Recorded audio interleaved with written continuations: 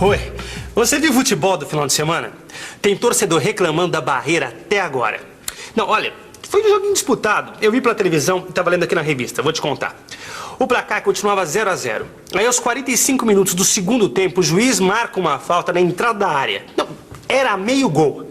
Ele conta os 10 passos regulamentares. E aí começa aquela confusão de sempre. Barreira, avanço, batedor da falta reclama, o juiz dá cartão amarelo, mas não adianta. Então o juiz autoriza a cobrança e a torcida fica na maior expectativa. E gol! Gol que nada, bola na barreira que avançou pelo menos 1 metro. Bom, coisas de futebol. Fazer as medidas mais ou menos já faz parte do jogo, mas nem sempre as coisas podem ser assim.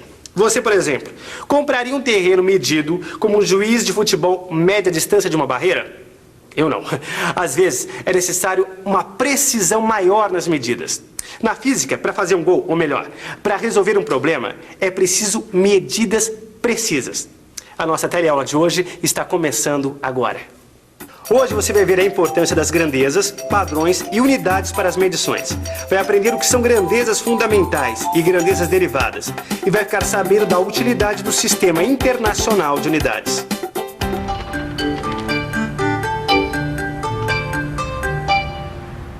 Oi, olha, eu não sou uma fanática por futebol, mas essa história de barreira vem bem a calhar. Você sabia que durante muito tempo as medidas de comprimento foram feitas da mesma maneira que o juiz mede a distância da barreira? É verdade, as pessoas usavam partes do corpo como instrumento de medida. Não, era um tal de dizer que o objeto tinha a largura de um dedo, o tamanho de um pé, de um palmo, de um braço. Olha, Maristela, eu achei um negócio que tem tudo a ver com esse assunto. Ó. Essa aqui é a Rosinha, ela é monitora aqui comigo. E como eu, ela é louca por física. O que você achou? Escuta só. A largura de um dedo, o tamanho de um palmo, pé ou braço, o comprimento de um passo foram utilizados como medidas de comprimento durante séculos por todos os povos da antiguidade. Na verdade, até hoje ainda é comum a gente ouvir dizer que uma mesa tem tantos palmos. Pois é, mas aqui está dizendo que à medida que o comércio entre os povos foi se desenvolvendo, surgiu a necessidade de criar padrões utilizados por todos. Mas não adianta nada criar padrões se você não tem como comparar um padrão com o outro. E para fazer comparações entre os padrões, é que criaram os instrumentos de medida. Mas aqui está dizendo que esses instrumentos de medida foram sendo tão aperfeiçoados que exigiram padrões de medidas mais precisas. É verdade. E com essa história da necessidade de fazer medidas cada vez mais precisas, a física saiu lucrando. Porque você sabe, na física, quanto mais preciso, melhor. Mas a gente não pode esquecer que existe um montão de grandezas, padrões e unidades. E que a física não trabalha com todas essas grandezas, padrões e unidades. Verdade, a Rosinha tem toda a razão. A física procura trabalhar com o menor número possível de grandezas, padrões, unidades. É para simplificar suas tarefas, para facilitar a vida de quem trabalha com a física e precisa trocar informações a toda hora. Bom, mas vamos começar do começo. Esse negócio de medir as coisas tem um limite, não é? Afinal, nem tudo pode ser medido, não é mesmo? Por favor, cidadão, você poderia me dizer qual a quantidade de preguiça que você tá hoje? 80%. Muita. E qual a quantidade de amor que você tem pra dar? 100%. 100%. Tô cheia de amor pra dar, meu filho. O coração tá cheinho de amor pra dar, viu? Quer um pouco? E ainda, qual a quantidade de felicidade que você teve essa semana? 40%. Essa semana eu tive só desgosto, só tristeza, me roubaram a bicicleta, essa aqui já é outra. Várias felicidades. É claro que isso é uma brincadeira. A gente não pode medir a quantidade de preguiça de uma pessoa, o amor que ela tem para dar ou ainda a sua felicidade. Para os físicos, isso é impossível de se medir porque amor, preguiça e felicidade não são grandezas físicas. Grandeza física é tudo aquilo que pode ser medido e assim pode ser representado por um número e uma unidade. E voltando ao jogo de futebol, a gente encontra diversas grandezas físicas. Dá só uma olhada. A bola deve ter entre 400 e 500 gramas, deve estar a 9,15 metros da barreira e a partida deve durar 90 minutos. Ou seja, aqui estão implícitas 3 grandezas físicas e suas unidades. Bom, para não ficar nenhuma dúvida, vamos ver esses exemplos um por um. No caso da bola, a grandeza física é a massa e a unidade, o grama. no caso da posição da barreira em relação à bola. A grandeza física é a distância e a unidade, o metro. E por último, a duração do jogo. A grandeza física é o tempo e a unidade, o segundo. Massa, distância e tempo são exemplos de grandezas fundamentais. E essas grandezas fundamentais dão origem a outros tipos de grandeza, muito comuns no nosso dia a dia. Quer ver só? Nesses anúncios de apartamento para vender, uma das informações mais importantes é a área. A área é uma grandeza definida a partir da distância, que é uma grandeza fundamental. Uma das unidades de área é 1 metro quadrado, que vem do metro. Outro exemplo, um participante do rally percorreu 120 quilômetros de um dos trechos do percurso em 2 horas. Ou seja, sua velocidade média foi de 60 quilômetros por hora. A velocidade é definida a partir da distância e do tempo, 2 grandezas fundamentais. Sua unidade, nesse caso, é o quilômetro por hora. Por serem definidas a partir das grandezas fundamentais, elas são chamadas de grandezas derivadas. Grandezas derivadas e unidades derivadas. Bom, será que é isso? Ó, o metro quadrado deriva do metro. O quilômetro por hora deriva do metro e do segundo. É isso mesmo, Maristela? Perfeito, Rosinha, é isso mesmo. Grandezas derivadas e unidades derivadas. Mas veja bem, a gente usou a área e a velocidade apenas como exemplos. Tá cheio de grandezas derivadas por aí, como a força, a aceleração, a densidade e muito mais. Bom, mas vamos deixar isso para depois, para outras teleaulas, tá bom? Agora o importante é saber que existem grandezas fundamentais e grandezas derivadas. Ah, mas peraí. A gente acabou de dizer que para esse negócio de medidas funcionar de acordo, todo mundo precisa usar as mesmas grandezas, padrões e unidades. Senão não, né? Não dá para comparar. Mas é exatamente sobre isso que eu estava lendo aqui, Rosinha. Até algum tempo atrás, não existia um conjunto de unidades fundamentais que fosse reconhecido e adotado por todo mundo. Cada lugar media de um jeito e era uma complicação. Mas isso começou a mudar em 1948, quando esse conjunto começou a ser estabelecido. Em 1960, ele recebeu o nome de Sistema Internacional de Unidades, o famoso SI. E olha aqui estão as 7 grandezas fundamentais determinadas pelo Sistema Internacional de Unidades, o SI. Delas é que derivam todas as outras. Lê aqui pra gente. Então vamos lá.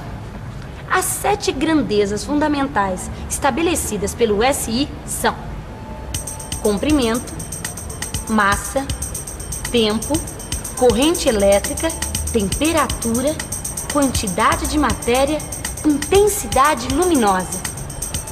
Você já sabe, mas é bom reforçar 3 unidades fundamentais do SI.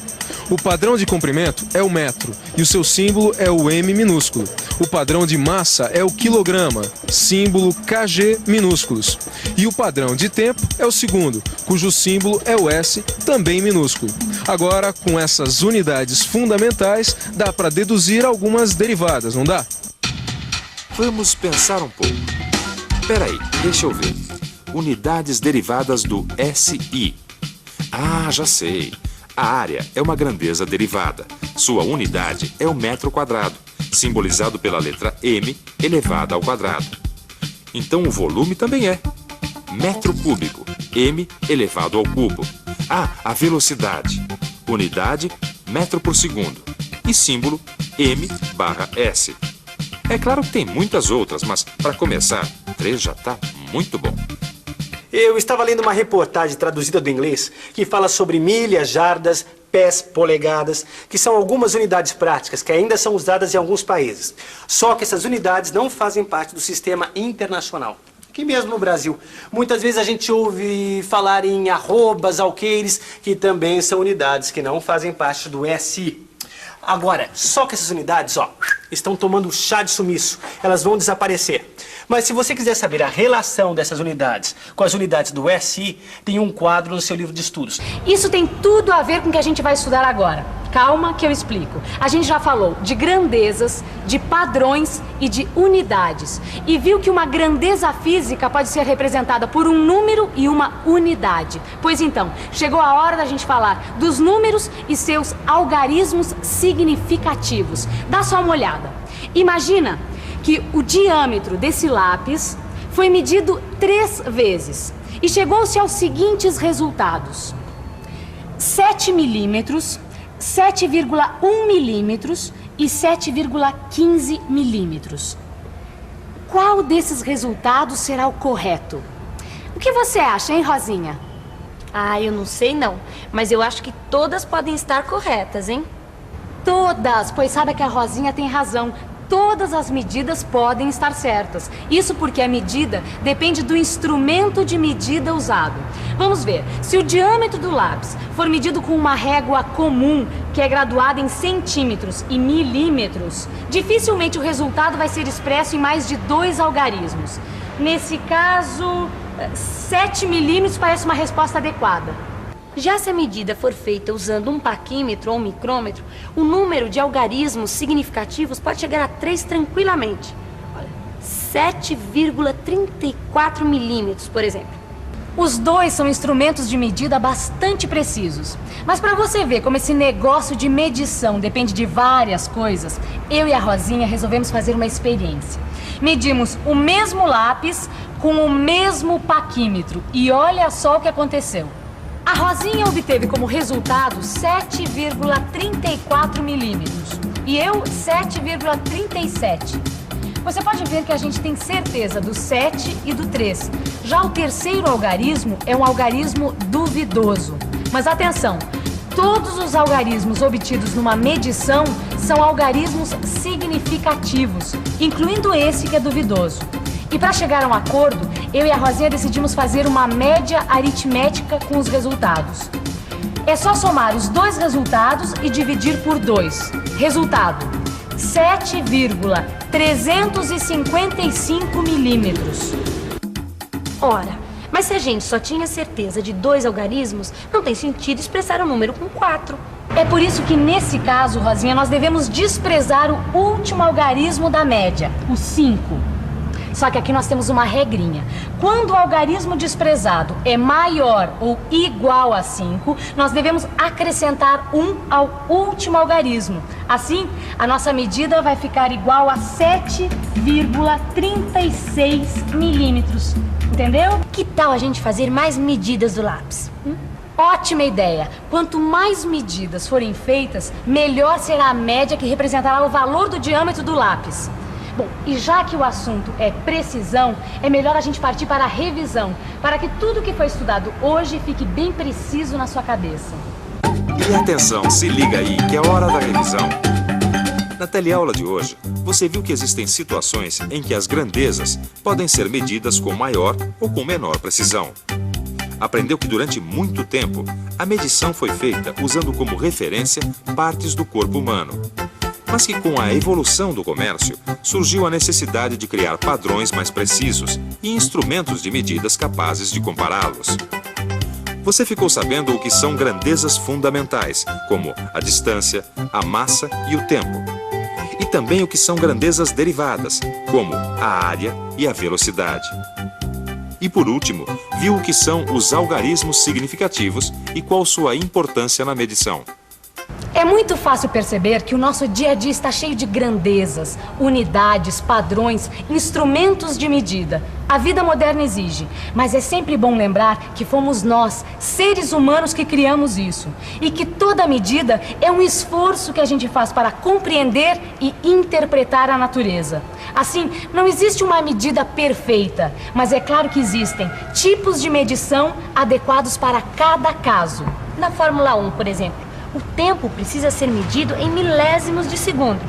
Já a gente não precisa de tanta precisão para saber que a nossa teleaula de hoje chegou ao fim. Agora é com você. Até a próxima e bons estudos, hein? Tchau. Tchau.